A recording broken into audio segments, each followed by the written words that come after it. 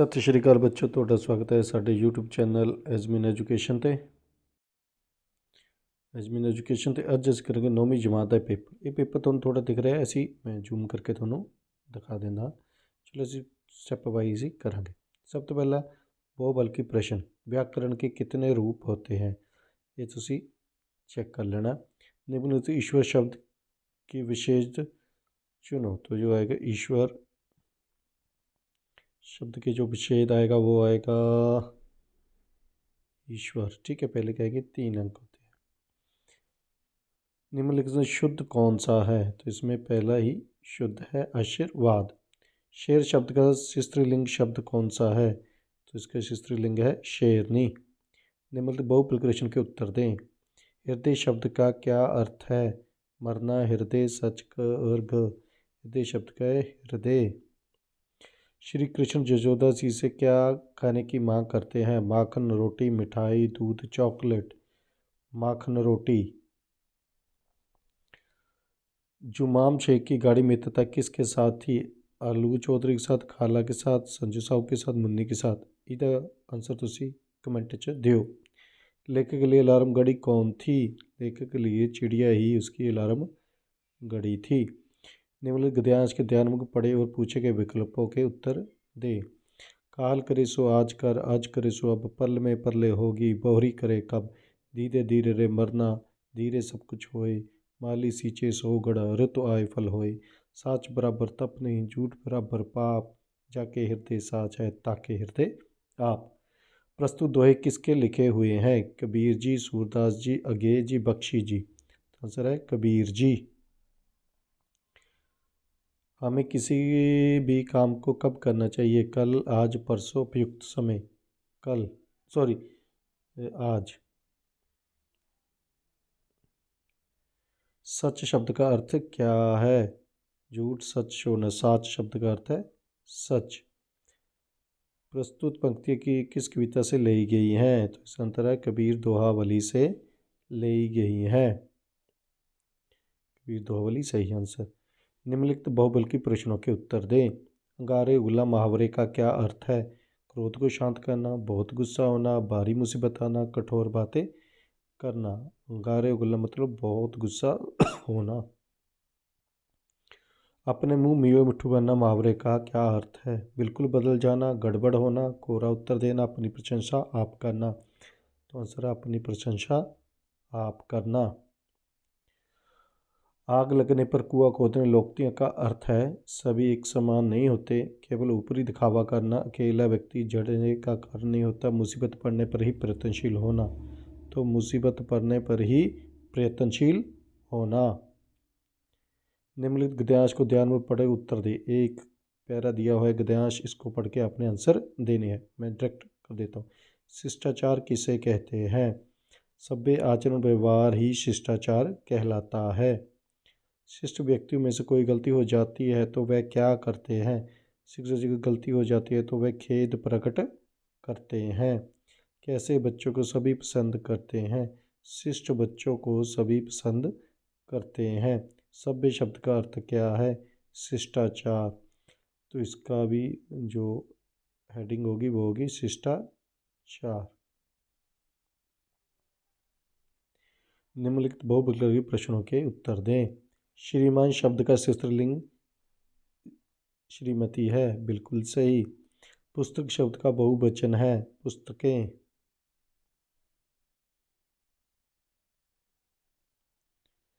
नेत्र शब्द का तत्व रूप नयन है, बिल्कुल सही। स्वराज शब्द के उपसर्ग को सही से ढूंढें, तो स। पीलापन शब्द का क्या आंसर है, नहीं मैंने ऐसा वादा कभी नहीं, वाक्य को शुद्ध करके लिखे। उस तो बाद ये प्रश्न है जड़े को प्रश्न उत्तर थोड़ी बुक दे विचों नहीं, मैं डायरेक्ट प्रश्न उत्तर ते ही जाना हाँ। 2 नंबर वाले 3 नंबर। इमारत का होना ना होना किस बात पर निर्भर करता है, उत्तर इमारत का होना ना होना इमारत की नींव की ईंट तथा उसकी मौजूदगी पर निर्भर करता है। शिवजी पर शस्त्र को किस समान मानते थे, शिवाजी पर स्त्री को माँ के समान मानते थे। साहसी व्यक्ति की पहचान क्या है, साहसी मनुष्य की पहली पहचान ये है, वह इस बात की चिंता नहीं करता कि तमाशा देखने वाले लोग उसके बारे में क्या सोच रहे हैं। आशुतोष एक डोर पंजाब चुराने का संदेह किस पर क्या था? पंजेब चुराने का संदेह सबसे पहले कथाकार की पत्नी ने घर के नौकर पर किया, उसके बाद आशुतोष पर किया गया। उसी से बातचीत में चुन्नू का नाम भी आशुतोष ने लिया। जीवन में असफलता मिलने पर ही साहसी मनुष्य क्या करते हैं? जीवन में असफलता मिलने पर ही साहसी मनुष्य में कदम डगमाते नहीं, वह उन असफलताओं का मनन करता है और सफल ना होने के कारण ढूंढकर पुनः आगे बढ़ने का प्रयास करता है। नैरोबी के अस्पताल से आए पत्र को पढ़ के पत्नी परेशान क्यों हो गई? नैरोबी के अस्पताल से आए पत्र को पढ़ के पत्नी इसलिए परेशान हो गई क्योंकि यह पत्र उसके पति का था, जो कि बहुत बीमार था। रंग भेद के कारण पहले उसे यूरोपीय लोगों के अस्पताल में जगह नहीं मिली, किंतु बाद में कुछ कहने कहलवाने के स्थान तो मिला, पर इस अनावश्यक विलंब के कारण रोग काबू से बाहर हो गया था। डॉक्टर ने ऑपरेशन की सलाह दी थी, अब उसके बचने के अनुसार आसार बहुत कम थे। ऐसे समय में उसने अपनी पत्नी और बच्चों की चिंता सता रही थी। 10 साल की आयु में ही विशेंद्री पाल निडर और स्वतंत्रता कैसे बन गई? 10 साल की आयु में ही विशेंद्री पाल जंगलों और पहाड़ी ढलानों पर प्राय के लिए घुमा करती थी। प्रकृति के साथ उसके खुलाव ने उसे निडर और स्वतंत्र बना दिया। इस पाठ से आपको क्या शिक्षा मिलती है? शिवाजी वाले पाठ से शिवाजी का सच्चा स्वरूप एकाकी से ये शिक्षा मिलती है कि सच्चे स्वराज्य से ही प्रजा का कल्याण हो सकता है। किसी भी व्यक्ति को भले ही वह बड़े से बड़े पद का अधिकारी हो, उसे कोई भी निज घृणित कार्य नहीं करना चाहिए, पर स्त्री को माँ के समान मानकर उसका आदर सम्मान करना चाहिए। किसी भी व्यक्ति को कोई भी घृणित कार्य नहीं करना दिया जाना चाहिए, अन्यथा वह दंड का अधिकारी हो सकता है। मनुष्य के सभी धर्मों का सम्मान करना चाहिए। किसी को भी धार्मिक स्थान अथवा धार्मिक पुस्तकों को किसी प्रकार की भी क्षति नहीं पहुंचानी चाहिए। मनुष्य को अपने अधिकार क्षेत्र की कभी भी उल्लंघना नहीं करनी चाहिए। साहसी व्यक्ति के कोई 5 गुण लिखिए। 1. साहसी व्यक्ति विपत्ति के आने पर घबराता नहीं, बल्कि साहस से उस विपत्ति को हराने के लिए आगे आता है। 2. वह हमेशा असफलताओं से सीखकर दोबारा सफल होने का प्रयास करता है। 3. साहसी व्यक्ति इस बात की चिंता नहीं करता कि तमाशा देखने वाले लोग उसके बारे में क्या सोच रहे हैं। साहसी व्यक्ति ना तो अपने उद्देश्य की तुलना पड़ोसी के उद्देश्य से करता है और ना ही अपनी चाल को पड़ोस की चाल के अनुसार देखकर मध्यमत बनाता है। साहसी व्यक्ति हमेशा ये जानकर चलता है कि जिंदगी कभी भी खत्म ना होने वाली चीज़ है। आशुतोष का चित्रण करें। कहानी में आशुतोष एक प्रमुख पात्र है। सारी कहानी उसके चारों ओर घूमती है। आशुतोष के चरित्र के माध्यम से बाल मनोविज्ञान को उजागर किया गया। हठी बालक। आशुतोष अपनी बहन को पंजेब न मिलने पर भी अपनी साइकिल लेने का हठ करता है। बहन के प्रति लगाव। बहन को पंजेब पहन देखकर वह बहुत खुश होता है। आसपास पंजेब दिखाने पर वह गौरव महसूस करता है। व्यक्तिगत रुचि। आशुतोष क्योंकि एक बालक के चरित्र को दर्शाता है, इसलिए उसे भी बच्चों की तरह पतंग उड़ाने व साइकिल चलाने का शौक है। उद्दंड स्वभाव। कंपनी में आशुतोष के माता पिता मारते पीटते हैं तो वह अपराध न होने पर भी चुन्नू का नाम लेता है।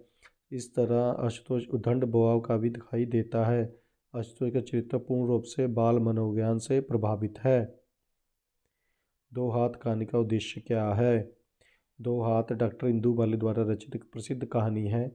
इस कहानी में 2 हाथों के माध्यम से सौंदर्य के वास्तविक स्वरूप पर प्रकाश डाला गया है। ये एक मनोवैज्ञानिक कहानी है जिसमें लेखक ने निरूप के माध्यम से कर्मशीलता का संदेश दिया है। सौंदर्य का एक रूप कर्म करने का विद्यमान है। ईश्वर ने हमें 2 हाथ केवल सजाने के लिए नहीं बल्कि काम करने के लिए दिए हैं। हाथों का वास्तविक सौंदर्य कर्म करने में है, फिर भले ही वह खराब हो जाए, खुरदरे हो जाए, इसमें कोई अंतर नहीं पड़ता। इसी संदेश द्वारा लेखक ने लोगों की मानसिक कुंठा को दूर करने का प्रयास किया है। बिन माँ की नीरू जिसे घर का सारा कार्य करना पड़ता है, अपने हाथ के खराब होने पर कुंठाग्रस्त है, परंतु काल के वास्तविक उत्सव के अवसर पर सभापति की ओर से उसे विशेष रूप से उसने उन हाथों के लिए नाम दिया गया जिन पर काम करने के सौंदर्य की आभा झलक रही थी। इस प्रकार वह कहानी कर्म की महत्ता को अपने पाठकों तक पहुंचाने में पूर्ण सफल रही है। ट्रांसलेशन करनी है पंजाबी टू हिंदी। भारत की राजधानी दिल्ली है। भारत की राजधानी दिल्ली है। कबूतर उड़ रहा है। कबूतर उड़ रहा है। अनिल किताब पढ़ता है। अनिल किताब पढ़ रहा है। सानू कदे भी किसी का बुरा नहीं करना चाहिए। हमें कभी भी किसी का बुरा नहीं करना चाहिए। बच्चा हंसता है। बच्चा हंस रहा है। मेरे तो दूध डुल गया। मेरे से दूध गिर गया। किन्हीं 4 मुहावरों को लोकोक्ति में प्रयोग करें। पहला मुहावरा अंग अंग मुस्कुराना, मतलब बहुत खुश होना। अपने 10वीं का नतीजा देखकर मोहन का अंग अंग खुश हो गया। अपने मुंह मियाँ मिट्ठू बनना, अपनी तारीफ खुद करना। मोहन अपने मुंह मियाँ मिट्ठू बनता रहता है। चेहरे से हवाइयाँ उड़ना, हैरान हो जाना। 10वीं में फेल हो गया तो नतीजा देखकर उसके मुंह से हवाइयाँ उड़ गई। कोई करे भरे कोई, किसी के काम की सज़ा दूसरे को देना। रोहन के भाई स्कूल में चोरी की तो उसकी सज़ा टीचर ने मोहन को स्कूल से निकाल कर दी। ये तो वही बात हुई कि करे कोई भरे कोई। आगे अपनी माता जी को वार्षिक प्रणाम का विवरण देते हुए पत्र लिखें और पुस्तकालय के लाभ लिखें। अपनी माता जी को वार्षिक प्रणाम का विवरण देते हुए पत्र लिखें। आदरणीय माता जी, नमस्कार। मैं जहाँ कुशल पूर्वक हूँ और आशा करती हूँ कि आप भी कुशल होंगे। वार्षिक परीक्षा समाप्त होने के 10 दिन के लिए हमारा NSS का कैंप लगा गया है। कल ही कैंप खत्म हुआ और आज सुबह ही मेरी वार्षिक परीक्षा का नतीजा आ गया। आपको ये जानकर खुशी होगी कि हर बार की तरह मैं इस बार भी पूरे स्कूल में 8वीं कक्षा में प्रथम आई हूँ। गणित, विज्ञान और हिंदी विषय में तो मेरे 100% अंक आए हैं।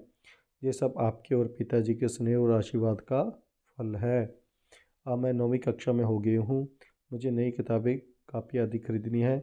मेरे मित्र मुझसे स्कूल में प्रथम आने की पार्टी भी मांग रहे हैं। अंततः मुझे 2000 रुपये का मनी ऑर्डर भेजने का कष्ट करें। पिताजी को प्रणाम। वह कोमल को ढेर सारा प्यार देना। आपकी लाडली कंचल वासन, शाहकोट। पुस्तकालय के लाभ।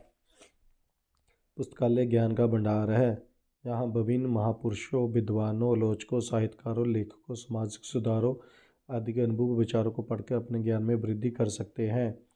निसंदेह जिस प्रकार जीवन रहने के लिए शुद्ध हवा, पानी, भोजन की आवश्यकता होती है, उसी तरह ज्ञान पिपासा को शांत करने उत्तम आहार पुस्तकें, इनकी उपयोगिता को समझते हुए ही आज विद्यालयों, महाविद्यालयों, संस्थानों, गाँवों, कॉलोनी आदि में पुस्तकालय खोले जाते हैं। पुस्तकालय में पुस्तकों के अलावा विभिन्न विषयों की मैगजीनें, समाचार पत्र, इंसाइक्लोपीडिया आदि भी उपलब्ध रहते हैं। हमें पुस्तक के साथ छेड़छाड़ नहीं करनी चाहिए। जिस पुस्तक को जहाँ से ले उसे पढ़कर वही रख देना चाहिए। आज नई पुस्तकालय में इंटरनेट की भी सुविधा है, जिससे विद्यार्थी अपनी आवश्यकता अनुसार कोई भी महत्वपूर्ण जानकारी प्राप्त कर सकते हैं। समाज में एक ऐसा भी वर्ग होता है जो महंगी पुस्तकें नहीं खरीद सकता, इसलिए उनके लिए पुस्तकालय किसी वरदान से कम नहीं है। अंत यदि पुस्तकालय की इतनी उपयोगिता है तो हमें बिना शोरगुल किए चुपचाप शांतिपूर्वक बैठ के अधिक से अधिक लाभ उठाना चाहिए। Please like, share and subscribe our YouTube channel Azmin Education and also join our Telegram channel. Thank you.